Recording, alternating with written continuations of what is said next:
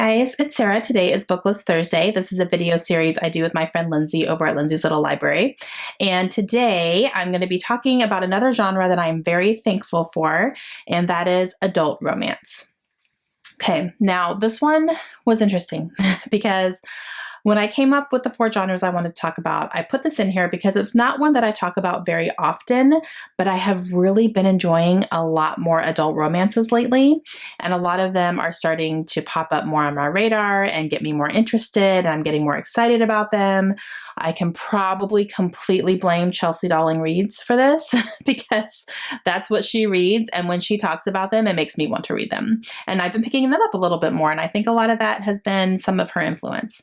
But yeah, so this one was interesting because I knew I wanted to talk about it, but I didn't have as many books to collect to show you guys. So it's going to be a little bit of a shorter list, but I do have 3 on my shelves that I have read and really loved, like some of my favorites. And then I have 2 that I'm really excited to read. So the first one I want to talk about is by a pretty polarizing author. People either love her or hate her. I personally love her, and that's Colleen Hoover. So I picked up November 9. I could have picked up any of her books, let's be honest. This one was very heavy on the romance, though, focused very much on the couple and the romance and what was happening. And I flew through this in almost one sitting. I think I read probably 75% of this in one sitting and then took a break to eat dinner and then finished the rest of it. So I did read this in one day, and this one made me cry. Which I don't cry very often. You guys know that, but this one got me. So this follows a young man and woman. And I mean, they're young. I think they're in their they're late teens. Yeah, they're not in high school anymore for sure. And they have an accidental meeting in a diner one day. The girl, her name is Fallon, and the boy's name is Ben. So Fallon is having lunch with her dad, and it's a very tough conversation that they're having. Ben is sitting in the booth behind them and happens to just overhear what they're talking about.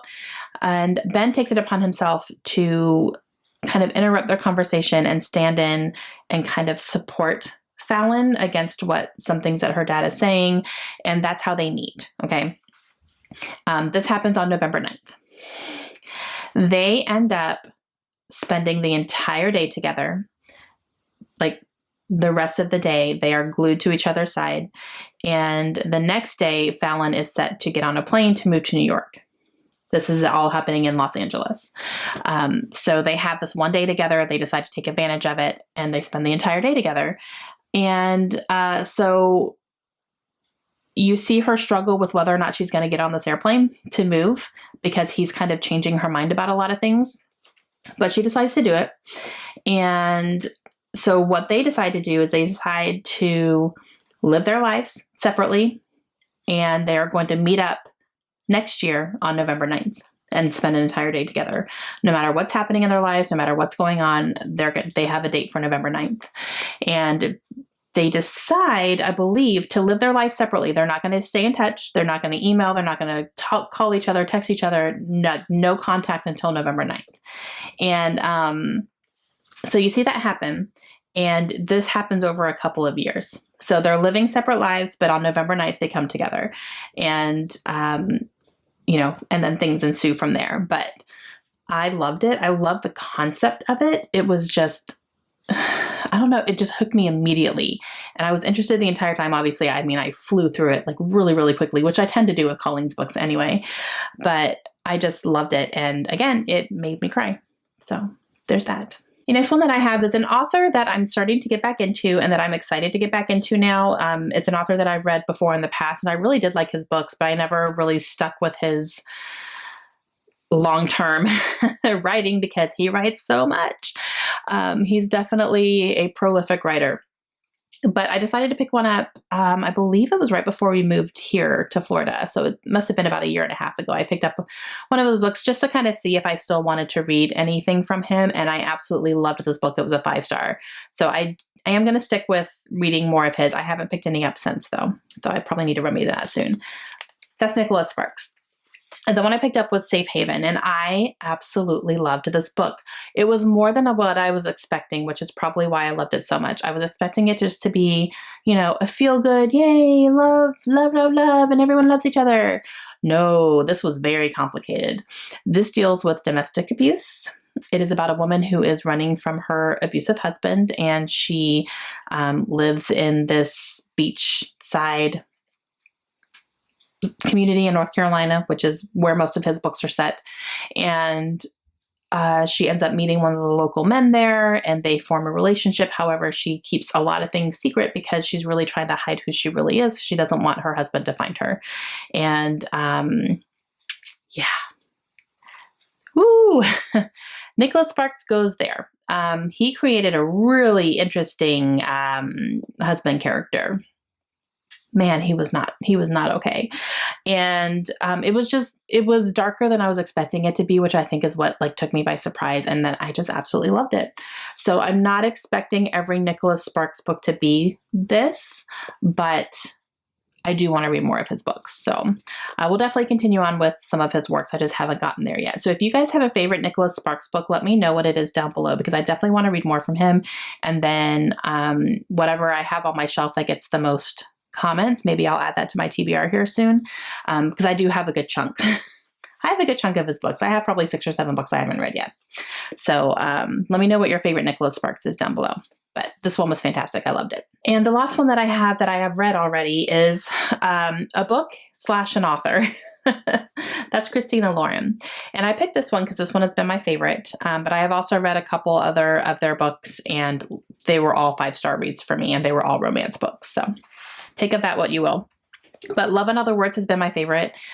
This book is a dual timeline book, and it is, oh man, it's a boy and a girl who meet when they're very young, and they form a pretty quick friendship. It's a friendship for a very long time. It doesn't become something more, you know, for quite a few years of knowing each other. And then it becomes more, and then something big happens, and they break up, and it's over, and they don't talk again. Fast forward to 11 years later, they accidentally run into each other in a coffee shop. Hello. And it's sparked again, you know, very immediately. They're both just completely drawn to each other, even though something really bad happened when they were teenagers that caused them to break up. And so you see, you're going back and forth the whole time. You know, everything is leading up to this big thing. And then, you know, all the stuff in the present is them, you know, trying to have conversations, and it's like awkward, but necessary. And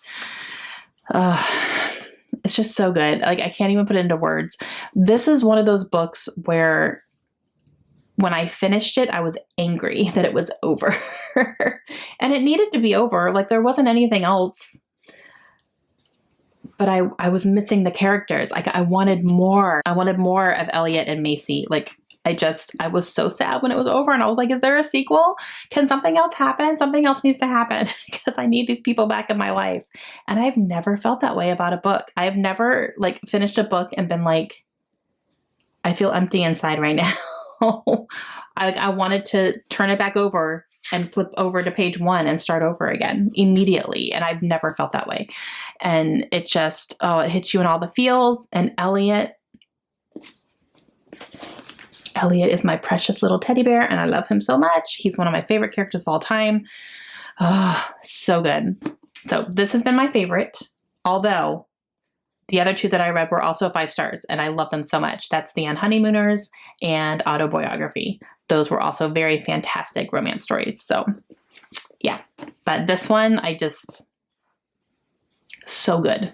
Okay, so these next 2 are books that I have on my shelves that I would like to read. I have a lot of adult romance books on my shelves right now. I've been buying a couple. A couple were sent to me. Some were sent to me from publishers. So I have quite the plethora of adult romance books to get to, for sure. One of them that I bought myself, and this is totally Chelsea Darling Reed's fault. That's The Hating Game by Sally Thorne. I did read her other book, 99% Mine, last year or earlier this year, and I did not like it at all. it's not deterring me from wanting to read this one too, because a lot of people who love this book so much also did not like that one. So, not deterring me from reading this one. I still really, really want to read this one. I actually bought this one after I finished 99% Mine because I was like, but I really want to read The Hating Game. I'm hearing such good things about it. So definitely want to read this one. And it is like Chelsea's favorite book of all time, like hands down. She doesn't stop talking about it. I think she's read it like 10 times. It's ridiculous. But yeah, so I definitely want to read it. And the other one that really stood out to me on my shelves as I was looking for some books to put on this list is a book that was sent to me by one of my subscribers, and that is The Flat Share by Beth OLeary. I really, really want to read this one. And Beth OLeary has another book coming out in 2020 that I'm probably going to want to check out too. It looks adorable. But this one I really, really do want to read, and it sounds like something I would just love. And it follows two people who share an apartment, but at different times of the day, and their only communication is through like little notes that they leave each other, and they're sleeping in the same bed, but not at the same time. So it's like a very interesting dynamic, and it just sounds like it's going to be so adorable. Like, I just can't even stand how cute it sounds. So I really want to read it. But yeah, so this is definitely like, has been really screaming out to me lately. Okay, guys, so those have been some of my favorite adult romance books, plus a couple others that I would like to read. I have more on my shelves, much more that I want to read than I have read. So this is a genre that I really want to get more into. I really, really do. So leave me comments down below. Let me know your favorite adult romances. Let me know what they are. I want to know, because I definitely want to be picking some more up. So if you have some that I haven't heard of or that I don't own, maybe I'll try to pick some of those up. Let me know all your suggestions. Also, make sure you go check out Lindsay's channel today and see what genres she's talking about. I have no idea, and I'm really excited to see what she's going to say. And we will see you guys again soon. Hope you have a great day. Bye.